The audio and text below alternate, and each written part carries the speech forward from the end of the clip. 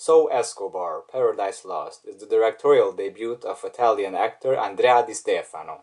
It stars Josh Hutcherson as a Canadian surfer who in 1983 arrives to Colombia to start running a surf camp with his eager brother.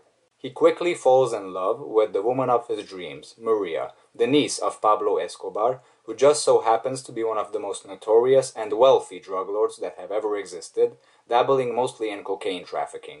Beating both Joe Carnahan and Oliver Stone in putting a story about Pablo Escobar on the big screen, there are two things you absolutely need to know before watching this film.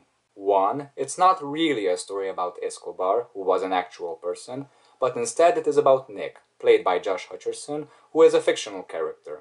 The idea for his character came from a conversation the writer-director had with a police officer, and I quote, about a real-life young Italian fellow who went to Colombia to meet his brother and somehow became close to the Escobar family and then got in trouble. Now that may very well be true, but the script they based around this particular claim is still just speculation, and therefore fictional. So don't be expecting a biographical film, is all I'm saying. And two, why they would promote this film as a romance is quite frankly beyond me. Sure, it has romance in it, it's what triggers the whole story to begin with, but it's by far not that big of a part of the movie. This is a straight-up thriller, folks, and a damn decent one at that. But unfortunately you will have to get past some boring parts until you get to the good stuff.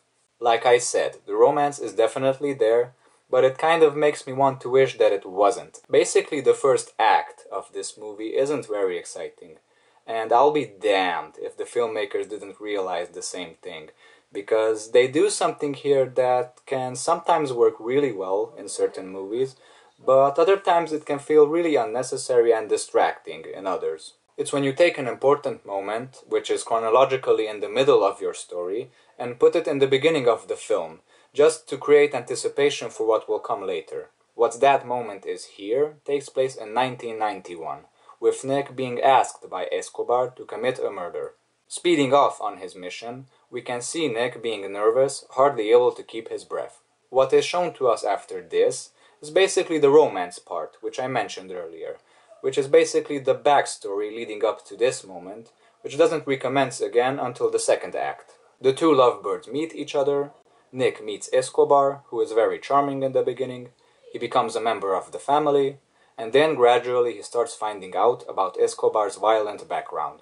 Everything that takes place from that critical moment on is awesome. Okay, so it's no masterpiece, but it has great acting, great cinematography, great suspense.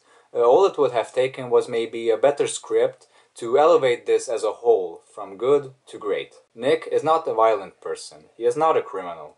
I constantly found myself biting my nails off just wondering what I would do in his situation. How would I try to save my skin, as well as save the ones I love?